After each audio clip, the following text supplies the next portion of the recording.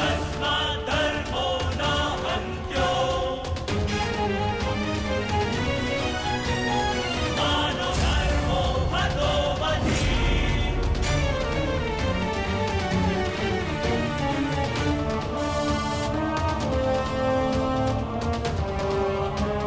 धर्मैव हतो हन्ति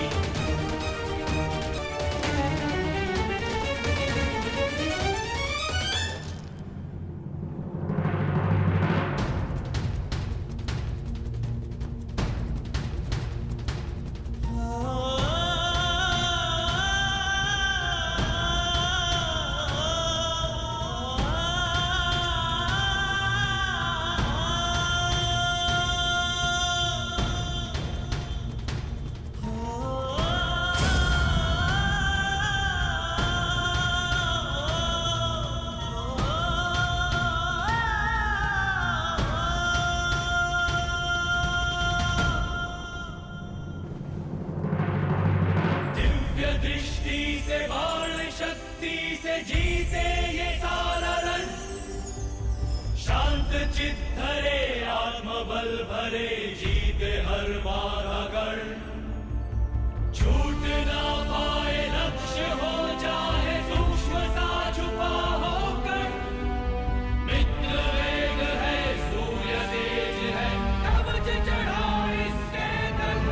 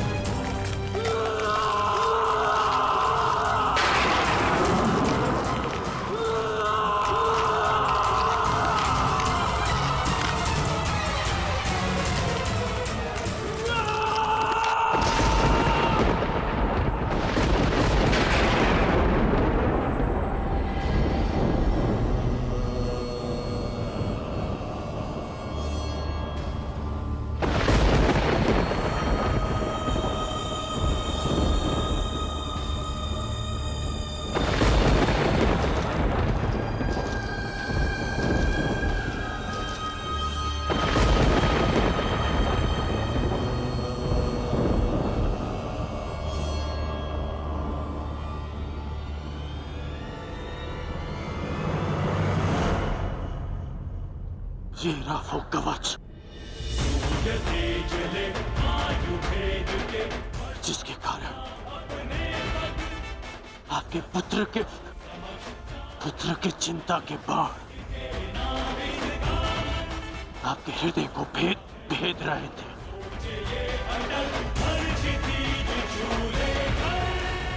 दान स्वीकारिए इंद्रदेव।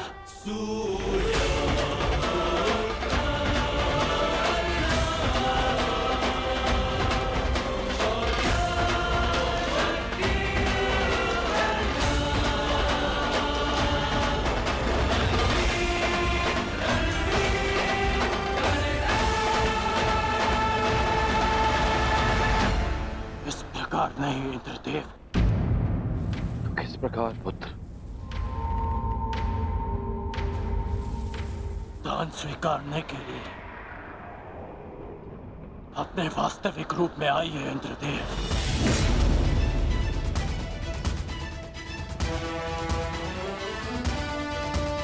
ये आपके पुत्र और विलक्षण योद्धा के सम्मान के लिए कह रहा हूं मैं। उस माता के सम्मान के लिए कह रहा हूं जिसने अर्जुन जैसे योद्धा को जन्म दिया। दान में पुण्य का फल होता है। इसे जल का भाग मत बनाइए। अपने वास्तविक रूप में आइए। आइए इंद्रदेव अपने वास्तविक रूप में।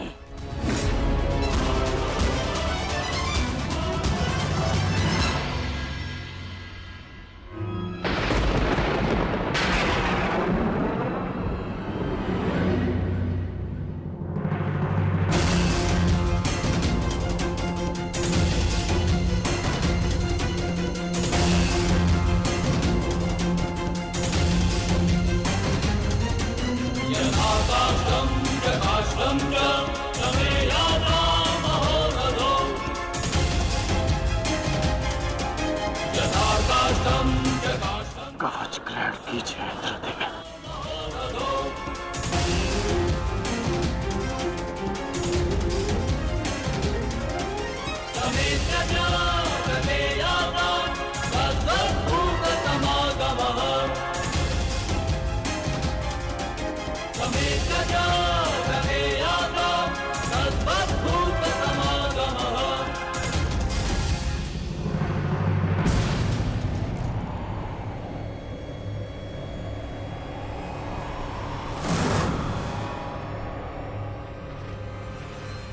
ये आपने क्या अनर्थ कर दिया पिताश्री।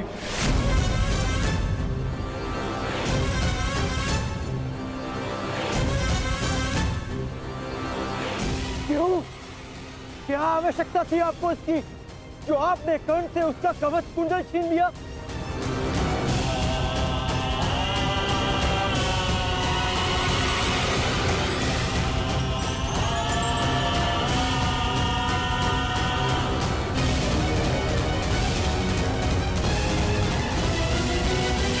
मैंने तो केवल नियति के न्याय का पालन किया, एक पिता धर्म का पालन किया है। ये किस प्रकार का पिता का धर्म है पिताश्री? पिता का धर्म होता है अपनी संतान में आत्मविश्वास जगाना, परंतु आप अपनी संतान की शक्ति पर विश्वास ना करके कौन सा पिता का धर्म निभा रहे हैं? बताइए मुझे पिताश्री।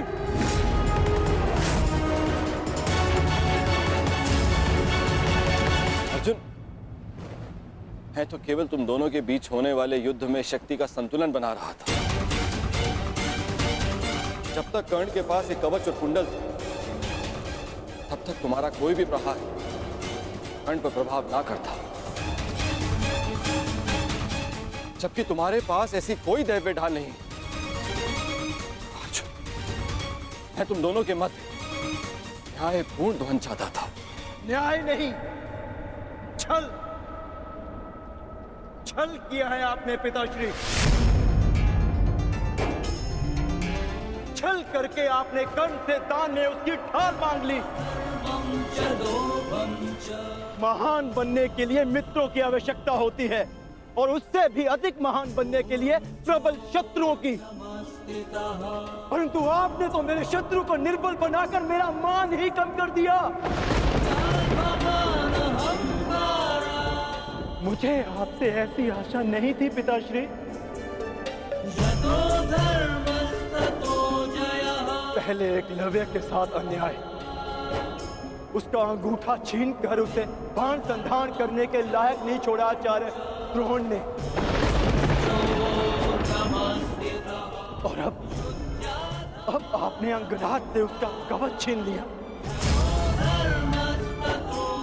क्यों? क्या आपको मेरी शक्ति पर इतना भी विश्वास नहीं था जो आपने इतना बड़ा छल किया पिताश्री।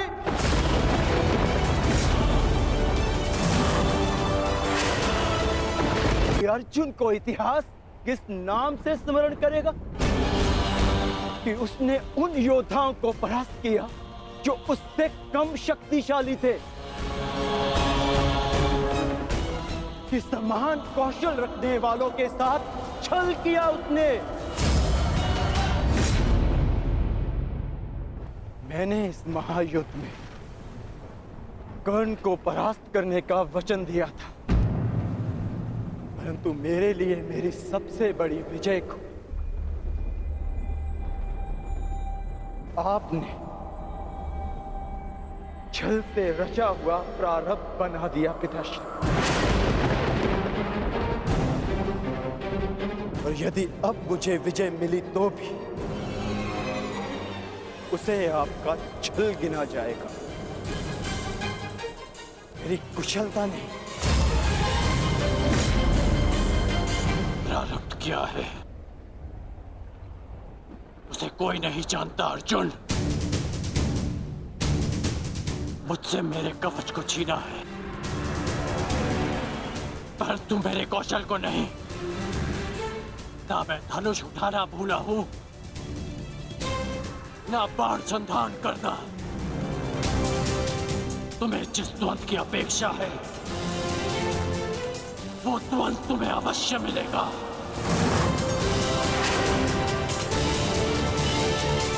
स्मरण रखिएगा पिताश्री, ना मैं कभी इस छल के बोझ से मुक्त हो पाऊंगा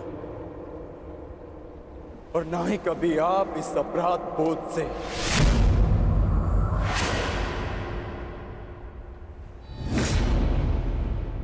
तुमने सत्य कहा पुत्र अर्जुन, ये जानते हुए भी कि मैं कौन, मेरी मंशा क्या है, किस अपेक्षा से यहां आया हूं। कर्ण ने मुझे अपने कवच और कुंडल दान कर दिए। इस दान से तुमने आत्मविश्वास का एक अद्भुत उदाहरण, एक महान परिभाषा प्रस्तुत की है। मैं देवराज ये घोषणा करता हूं, तुम्हारा ये बलिदान इस युद्ध का सबसे महान, सबसे उच्च बलिदान सिद्ध होगा। समस्त संसार में तुम महादानवीर कर्ण के नाम से प्रसिद्ध होगे।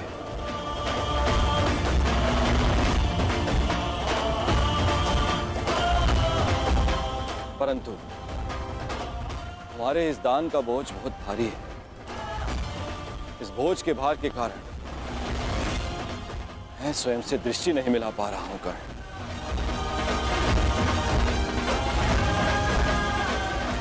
इसे हल्का कर दो कर्ण। और अब मैं तुम्हें वो अस्त्र देना चाहता हूं जो समस्त संसार में किसी भी प्रकार की ढाल को वेध सके।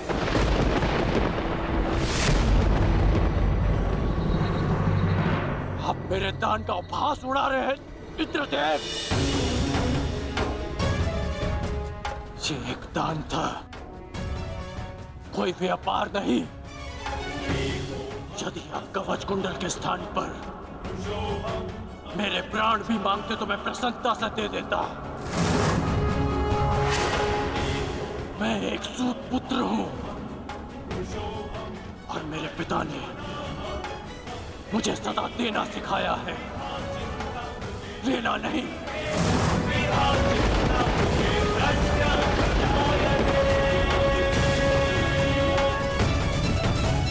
पर्याप्त है, मुझे आपसे कुछ नहीं चाहिए। यदि तुमने मुझसे कुछ नहीं मांगा तो देवराज होने के नाते इस सृष्टि में मैं अपना सम्मान खो बैठूं। यदि मैंने तुम्हें कुछ नहीं दिया तो मैं स्वयं को कभी क्षमा ना कर पाऊंगा। मैंने दान के रूप में तुमसे तुम्हारी ढाल छीन ली। मांगो, मांगो जो वरदान मांगना है मुझसे।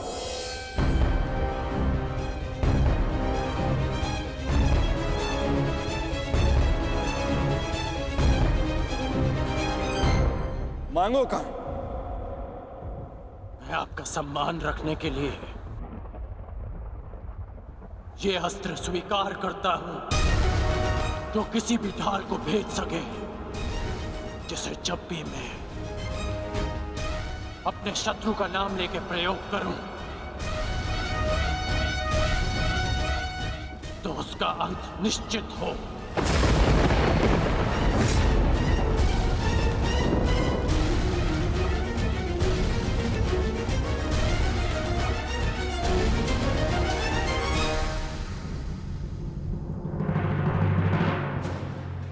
ठीक है, मैं तुम्हें अपनी अमोघ वास्तवी शक्ति प्रदान करता हूं।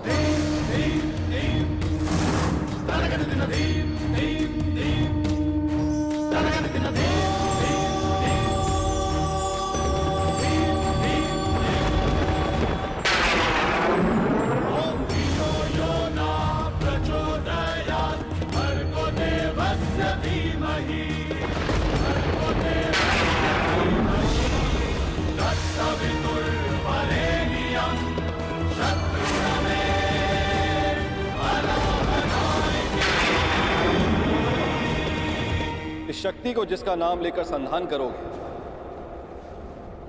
वो अवश्य मृत्यु को प्राप्त होगा, किंतु स्मरण रहे इस शक्ति का प्रयोग तुम केवल एक ही बार कर पाओगे, मेरा मान रखने के लिए। तुम्हारा धन्यवाद है दानवीर कर्ण।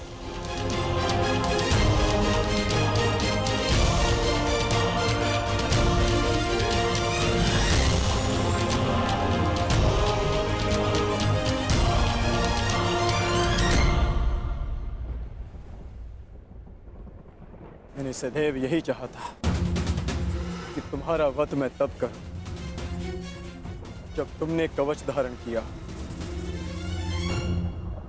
ये कवच मेरा कौशल, मेरी प्रतिभा नहीं। ये कवच छिनने के पश्चात अब ये द्वंद समान है, परंतु तुम सावधान रहना, क्योंकि इस अस्त्र का प्रयोग मैं तुम पर ही करूंगा।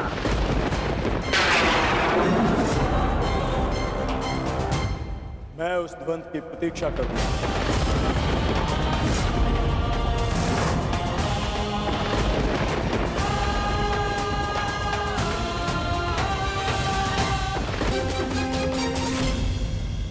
आपका मत उचित था माता। आज मैंने भी स्वीकार लिया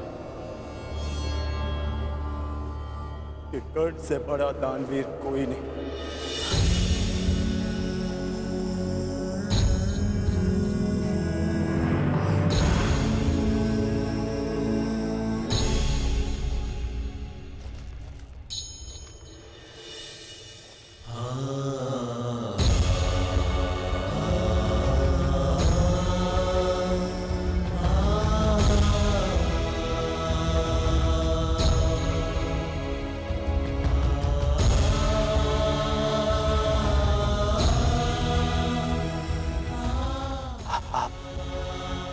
निश्चिंत रहिए सूर्य, आपका पुत्र पीड़ा में नहीं। चल पूर्ण करते क्या?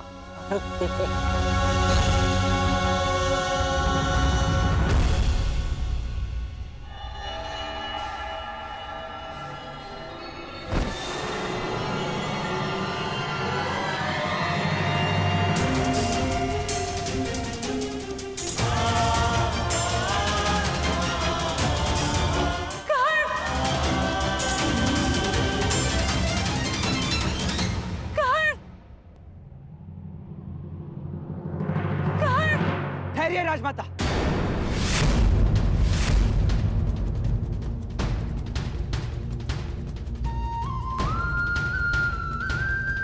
पिताश्री,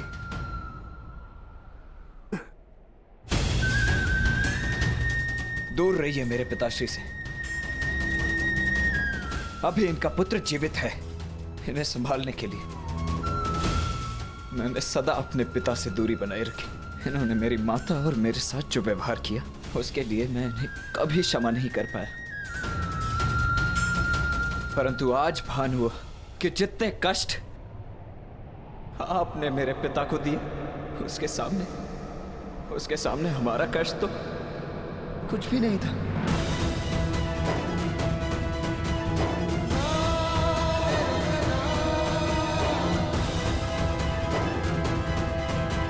मुझे इन्हें चिकित्सा के लिए शिविर ले जाना होगा। इनकी चिकित्सा आवश्यक है।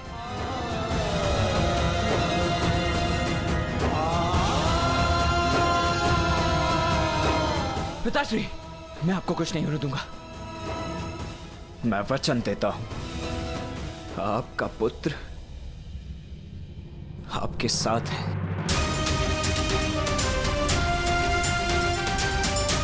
पुत्री कुंती इतनी व्यथित होकर कहां जा रही है? क्या कारण होगा?